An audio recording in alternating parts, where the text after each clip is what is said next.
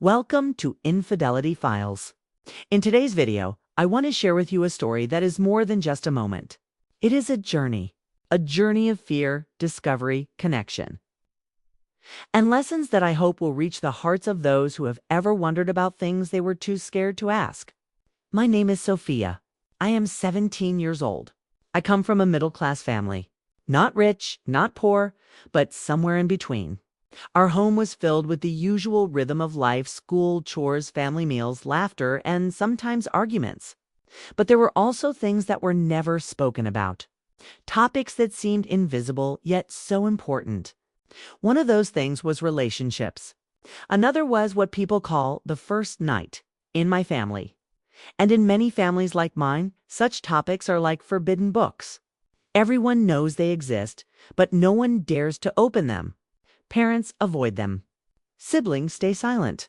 Friends might laugh or make vague jokes, but never explain anything real. So I grew up with questions. Questions that lived inside my heart unanswered, unspoken, like shadows in the corners of my mind. I learned early that curiosity had no place in our living room. If you asked too much, people would say you were shameless or too forward. So I stayed quiet. I carried my questions inside, waiting for life to answer them. When my parents told me it was time for me to get married, I didn't argue. I respected them. I trusted them. I thought perhaps this was what life was supposed to be. My heart wanted to believe in love, in companionship, in the promise of starting a new chapter. But at the same time, I was terrified. I wasn't terrified of leaving home. I wasn't terrified of becoming a wife. I was terrified of the unknown, because no one had ever prepared me for what was coming. No one had explained what the first night meant, what it was supposed to feel like, or how I was supposed to act. My only knowledge came from the movies I had watched. In movies, the first night was always wrapped in music, glamour, soft lights, and perfect smiles. Sometimes it looked fast and dramatic. Sometimes it looked tender and beautiful, but it was never real. Deep inside, I knew life was not like the movies, yet I had nothing else to compare it to. So my imagination created a picture that was part fear, part hope, and mostly confusion. The day of my wedding was overwhelming. Everywhere I turned, there was noise, laughter, voices, the clinking of bangles, the rustling of silk. The smell of perfume mixed with flowers hung in the air, sweet but heavy. Colors surrounded me: bright reds, shimmering golds, deep greens. Relatives buzzed like bees, moving quickly, offering blessings, fixing decorations, whispering about guests. Everyone wore smiles, but behind those smiles, you could see exhaustion. Hours of rituals had drained people, yet the celebration had to go on. I sat in my bridal dress, decorated like a doll. The fabric was heavy, embroidered with gold that weighed on my shoulders. Jewelry hung around my neck, my arms, my ears, even my forehead. I smiled when people told me to. I posed when cameras flashed. I bowed when elders blessed me. From the outside, I looked perfect, but inside, I was trembling. Every laugh, every clap, every congratulation felt far away, like I was hearing it underwater. My heartbeat was louder than the music. My thoughts were racing faster than the rituals. I kept asking myself, what happens tonight? Will it hurt? Will he expect something I cannot give? What if I disappoint him? What if I fail at being a wife in the way everyone imagines? I tried to push these thoughts aside, but they clung to me like shadows. Nobody noticed. Nobody cared. To everyone else, I was just another bride. Another ceremony, another story they would forget in a few weeks. Finally, when the rituals ended, when the guests began to leave, when the house grew quieter, I felt the weight of the silence. This was it. The moment that had been hanging over me all day. The night that people whispered about but never explained. The night my entire body feared. I was led to the room prepared for us. Candles flickered softly, casting shadows on the walls. The bed was decorated with flowers, petals scattered over the sheets. It looked beautiful, but to me it felt like a stage. A stage where I had no script, no rehearsal, no idea what role I was supposed to play. I sat on the bed, adjusting my dress again and again, fixing my scarf, touching my hands nervously. My fingers wouldn't stay still.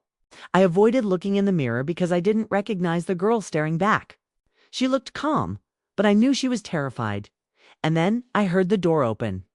My heart jumped to my throat. He walked in slowly, his steps gentle. He smiled, not a wide, showy smile, not a proud or arrogant one, just a soft, kind smile that made the air feel a little lighter. His name was Asen. He looked at me, and I quickly looked down.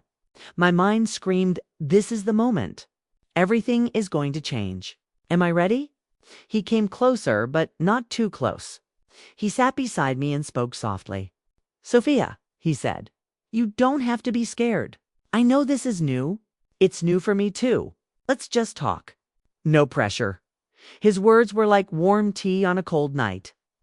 I felt my breath relax. My shoulders loosened a little. For the first time that day, I looked up. My voice was small, almost a whisper. "I don't know what I'm supposed to do," I confessed. He laughed gently, not to mock me, but to comfort me. "Me too," he admitted. And in that moment, we both smiled. It was the first real moment of the night. Not hot, not dramatic, not like in the movies. Just real. Two people, nervous, trying to understand each other. He didn't rush. He didn't force. He didn't even touch me right away. He simply held my hand, gently, like I was fragile but precious. And in that simple touch, I realized something. The first night is not about performance. It's not about living up to some perfect standard. It's about connection, comfort, respect. We talked. For hours, we talked. About school, about our favorite foods, about silly dreams and childhood memories. He told me about his love for books. I told him about my habit of daydreaming. We laughed quietly, letting the nervousness fade away with every word. At some point, he reached out and touched my cheek, softly, slowly. I didn't move back. For the first time, I felt safe with him. We hugged. Long, close, warm. It wasn't just skin touching skin. It was two hearts whispering to each other, "I'm here. You're safe." I had expected the first night to be painful, awkward, maybe even shameful. But it turned out to be something else, entirely emotional, calm, and meaningful. No pressure, no perfect timing, no pretending. Just two human beings learning to understand each other. Was it romantic? Yes. Was it like the movies? No.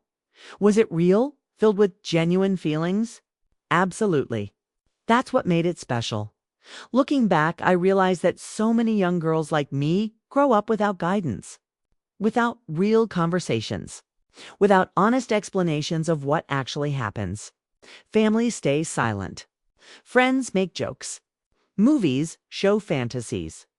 But the truth remains hidden. And because of that, fear grows. Let me tell you what I've learned. The first night is not something to be feared or ashamed of. It is not a test. It is not a performance. It is not about living up to expectations set by films or gossip. It is a moment of connection, a chance to feel safe, respected, and understood. Much of what we hear from media or peers is exaggerated, false, or misleading. People say things like, "It should be perfect. It must last long. It has to look like in the movies. You must impress your partner." None of this is true. The truth is, it's okay to be nervous. It's okay to not know everything. It's okay to take your time. You are not here to perform. You are here to be present. Girls often worry, will it hurt? Will he judge me? Do I look experienced or innocent? Boys often worry, will she be satisfied? Will I last long enough? Will I fail? These fears create walls between two people who could simply talk. But here's the secret. Most partners are equally nervous, equally confused, equally eager to understand. What matters most is not how much you do, but how deeply you feel. The key is communication. Talk to your partner. Share your feelings. Say when you're scared. Ask questions. Set boundaries. Respect each other. Respect is more attractive than appearance. Kindness is more romantic than performance. Listening is more powerful than pretending. Your first night is not an exam. It is not the final judgment of your love. It is the beginning. It can be awkward, slow, emotional, or sweet. And all of that is okay. You are not here to pass or fail.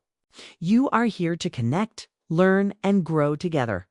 I cried before my wedding night because I was so scared. But the truth turned out different. It was emotional. It was beautiful. It was real. We laughed. We held hands. We understood each other. That is what matters. So I want you to remember, the first night is not just about bodies. It is about hearts. It is about building trust, not breaking it. It is about love, not pressure. Don't be afraid to ask questions. Don't believe fake standards. Don't compare your story with anyone else's. Whether you are a girl or a boy, you deserve respect. You deserve patience. You deserve time. You deserve to feel safe. You deserve connection. Be open. Be kind. Be human. Let's learn together through stories, through honesty, through love. And if you want more stories that teach not only language but also life, subscribe to Pro English Stories. Because here, we grow together. We learn together. And we understand together.